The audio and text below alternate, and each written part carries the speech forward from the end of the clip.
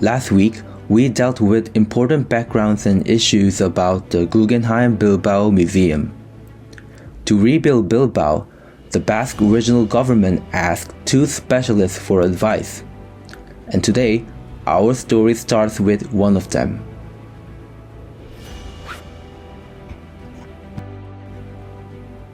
Landmark, the keyword Professor Kotler provided, and the keystone that created the Bilbao effect. What is a landmark? There are two interesting characteristics that are common to landmark academically. First, landmark seems energy inefficient. Pyramids in ancient Egypt could be a perfect example. Modern Egyptologists asserted that 20,000 people worked for 20 years to build the landmark of Egypt. This energy was spent only to celebrate and show off the feat of a deceased emperor. When it comes to modern times, money substitutes for labor power. To rebuild Bilbao, not for the dead king, the Basque local government invested an unprecedented budget on the Guggenheim project. However, 90% of Bilbao citizens were negative about this movement.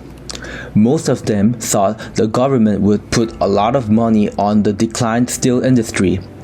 They missed the glory days of the industrial city. This case shows that even in the successful landmark project, there had also been a lot of complaints, and communications were needed during construction due to the nature of the landmark. Next trait, landmark introduce innovation. Essentially speaking, building is a fight against gravity. Innovation of building refers to making new ways of overcoming the gravity. And landmark is a state-of-the-art building that suggests groundbreaking solution of the time. Before 1889, the height of the highest human-made structure was 169 meters. By using high-tech French structure techniques, I feel the architects succeed in making the overwhelming 300-meter high steel frame structure. Many people in Paris were shocked. They wondered how the structure could be maintained. The Guggenheim Bilbao Museum gives us similar feelings today. Watching the atypically designed museum with different front, back, side surfaces, people are impressed by the realization of freewheeling fantasy.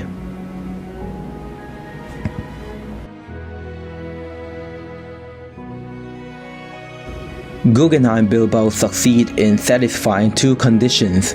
The effect of the expensive high-tech landmark was incredible. It is estimated that 1,050,000 tourists visit Bilbao. This is an enormous number considering that the population of Bilbao is 400,000. Additionally, the museum cashed in $2 billion in 2020. Also, the director of Metropolis 30 says 4,000 jobs directly or indirectly related to museum were made during 10 years after the opening.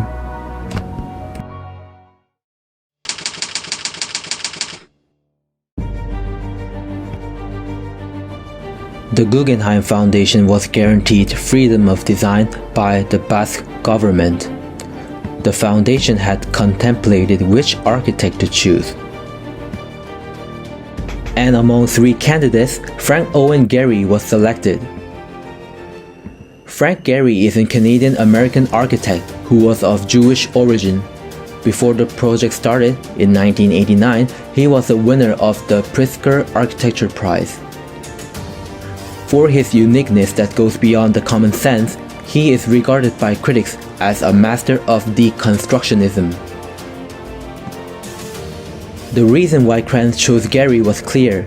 He asked the architect to design something daring and innovative. Furthermore, Kranz said, "Make it better than Wright, the architect of the New York Museum."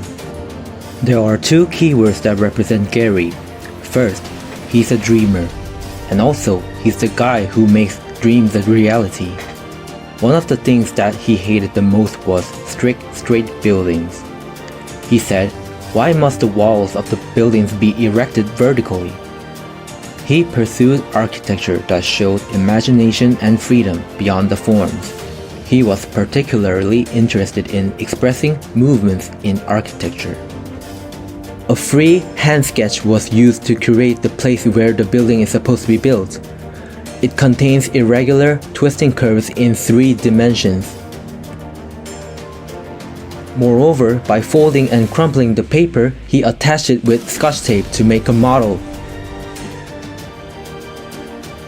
His imagination didn't stop at naive fantasy. Gary has an excellent ability to make his dream come true. In order to carry out his idea, he took an active interest in new materials and technologies. When designing the exterior of the building, he hoped the museum could represent fishes and their movements. He grew out of conventionally used stainless steel for exterior materials. Instead, he chose titanium panels that could express vivid movements of the scales. Vast new titanium deposits discovered in Russia helped Gary to make a perfect choice, not only considering aesthetic purpose, but also this means that he considered the material based on a rational judgment. Gary's new museum is an atypical architecture. The surface of the building seems like a wave of the water. Due to the nature of the design, each side of titanium panels varies in length and angle. Existing 2D drawing was useless at this point. To resolve this problem, Gary carved out a new way as to architectural drawings.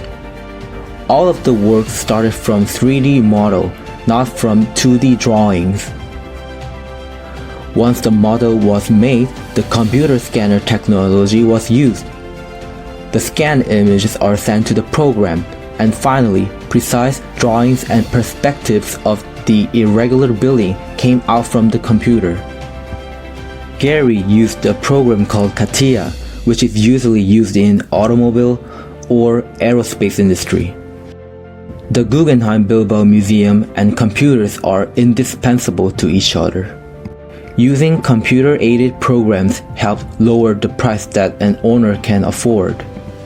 Thanks to CATIA, by reducing the errors between design and construction process, they saved 18% of initial budgets.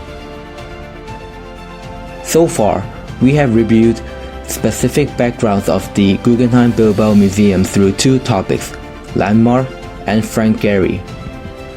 Last but not least, we will be talking about the very first part of the real project, construction project management.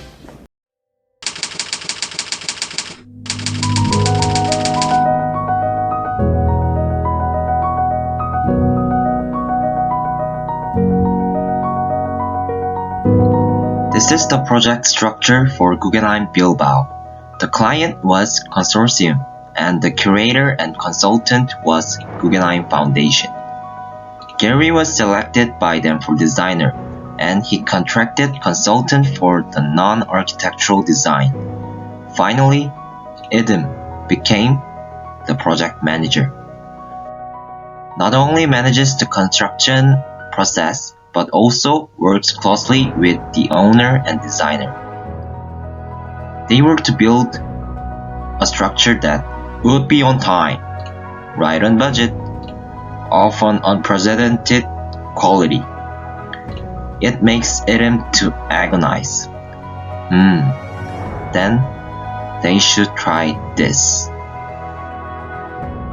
For deadline, the design and construction would be overlapped, which are suited to tackle a fast-track schedule. For budget, real-time cost control model will be established. Lastly, to maintain quality, the project construction would be divided into packages. However, there are some needs to overcome the managerial complexity. This complexity is triggered by sheer number of participants, and their wide-ranging geographical location. First is clearly defined functions for each of the participants. Second is that using much of telephone calls, faxes, and internet. Given this, a project manager organization was certainly an appropriate choice. In selecting the contractors, the consortium specified that local contractors and resources. The exteriors portion of total bid was over 50%. A public competition was held and 5 companies satisfied the requirement except limited cost. After clarifying design and adjusting pricing, 2 of them left, and finally, consortium selected Barzola.